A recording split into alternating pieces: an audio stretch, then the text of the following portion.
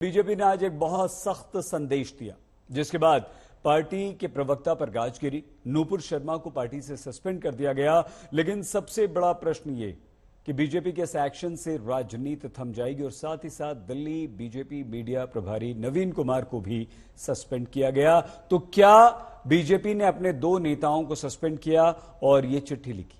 इससे, इस एक्शन से राजनीति अब थमेगी।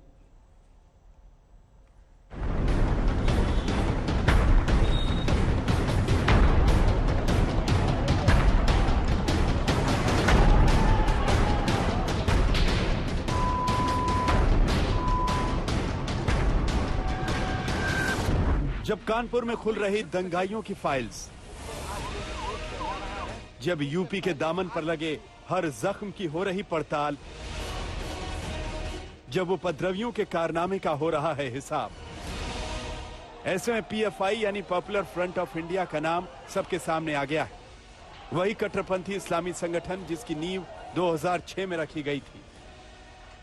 इसमें इसके पास से कुछ पीएफआई रिलेटेड कुछ लिटरेचर भी मिला है, उसकी भी समीक्षा की जा रही है और इन लिंकों को एस्टैब्लिश किया जा रहा है। आज इसको रिमांड पर लिया जाएगा और रिमांड में पूछताछ की जाएगी। इसके जो अकाउंट्स हैं उनको चेक किया जाएगा, ये चेक किया जाएगा कहीं से इसकी फंडिंग तो नहीं हो रही थी और इन्हीं सभी बिंदुओं पर जांच करने के पश्चात हम बता पाएंगे आपको कि क्या पूरा इसका होता है। अभी हमने जो अब तक की इन्वेस्टिगेशन से इसका नाम आया है और इससे पूछताछ में इसने भी कुछ 2-3 लोगों के नाम बताए हैं, उनको इंट्रोगेट किया जाएगा और भी अगर कोई नाम आते हैं तो अभी तक तो इसी का नाम आ रहा है, लेकिन इस संभावना से इनकार नहीं किया जा सकता कि इसके पीछे और लोगों का भी हाथ रहा हो। कानपुर पुलिस को कुछ ऐसे दस्तावेज मिले हैं जो पीएफआई की तरफ इशारा कर रहे हैं। कानपुर हिंसा मामले में पुलिस ने आरोपियों के पास से अब तक 6 मोबाइल फोन बरामद किए हैं। ज्यादातर आरोपियों के सोशल मीडिया खातों पर भी पुलिस पहुंच चुकी है। कुछ आरोपियों के पास पीएफआई से जुड़े दस्तावेज भी मिले हैं। मास्टरमाइंड बताए जा रहे जफर हाशमी के दफ्तर में पीएफआई की स्टूडेंट विंग सीएफआई के दस्तावेज मिले हैं। आरोपियों की तलाश में लगातार छापेमारी की जा रही है। अब तक जो सुराग पुलिस के हाथ लगे हैं वो बड़ी साजिश की तरफ इशारा कर रहे हैं।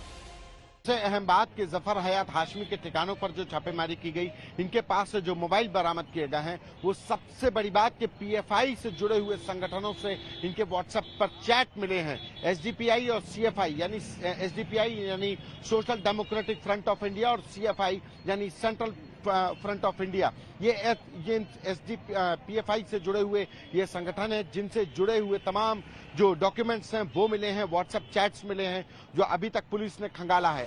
जब कानपुर दंगों की आंच में चल रहा था तो मास्टरमाइंड जफर हयात हाशमी लखनऊ में छिपा हुआ था, जहां से वो अपने यूट्यूब चैनल के जरिए आग भड़का रहा था। अपने ही यूट्यूब चैनल के जरिए 3 जून यानी शुक्रवार को हाशमी ने कानपुर बंद की अपील की थी। उत्तर प्रदेश के कानपुर में हुई हिंसा और झड़प के बाद पुलिस ने जो मेन साजिश करते थे 4 लोगों को गिरफ्तार कर लिया है और गिरफ्तारी लखनऊ से की गई है। हम इस जगह खड़े हुए हैं जहां पर हम आपको दिखाएं कि जो 4 लोगों की गिरफ्तारी की गई है वो यहाँ पर हयात जफर हाशमी जो मुख्य इसमें आरोपी थे और जावेद अहमद खान, मोहम्मद राहिल और मोहम्मद सुफियान को पुलिस ने इसी जगह से अरेस्ट किया है और अरेस्ट करने के बाद पेश किया है। फिलहाल यूपी पुलिस कानपुर हिंसा में ताबड़तोड़ एक्शन में जुटी हुई है। आज 5 आरोपियों को गिरफ्तार कर लिया गया, यानी अब तक 29 गिरफ्तारियां हो चुकी हैं। शुक्रवार को भड़की इस हिंसा की सारी कड़ियों को एक दूसरे से जोड़ने में पुलिस लगी हुई है, चाहे बात पीएफआई की ही क्यों ना हो। इस बीच बीजेपी ने मीडिया के नाम पर चिट्ठी लिखकर अपना रुख साफ किया है। बीजेपी के राष्ट्रीय महासचिव अरुण सिंह की इस चिट्ठी में कहा गया है कि पार्टी किसी भी धर्म के पूजनियों का अपमान स्वीकार नहीं करती है। भारत की हजारों वर्षों की यात्रा में हर धर्म पुष्पित पल्लवित हुआ है।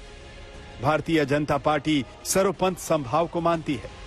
किसी भी धर्म के पूजनियों का अपमान बीजेपी स्वीकार नहीं करती। भारतीय जनता पार्टी को ऐसा कोई भी विचार स्वीकृत नहीं जो किसी भी धर्म संप्रदाय की भावनाओं को ठेस पहुंचाए। बीजेपी ना तो ऐसे किसी विचार को मानती है, ना ही प्रोत्साहन देती है। देश के संविधान की भी भारत के प्रत्येक नागरिक से सभी धर्मों का सम्मान करने की अपेक्षा है।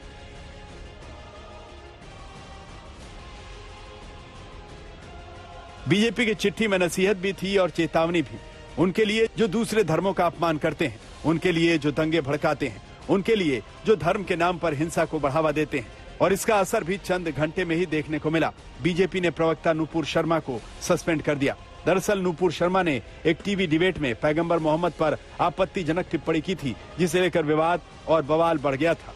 इसके बाद बीजेपी की किरकिरी भी हुई। विपक्षी पार्टियां लगातार हमलावर थीं। सीएम योगी के पहले कार्यकाल में एक भी दंगे यूपी में नहीं हुए थे, लेकिन दूसरे कार्यकाल में कानपुर हिंसा ने साख पर बट्टा लगा दिया तो नूपुर पर बीजेपी को गाज गिरानी पड़ी। बीजेपी ने नूपुर शर्मा को सस्पेंड कर संदेश साफ दे दिया है कि पार्टी ऐसी बयानबाजी बर्दाश्त नहीं करेगी। लेकिन क्या विपक्ष की सियासत यहीं थम जाएगी? क्या कानपुर के दामन पर जो दाग लगा है वो साफ हो सकेगा? कानपुर से संतोष शर्मा, लखनऊ से आशीष श्रीवास्तव के साथ आज तक ब्यूरो।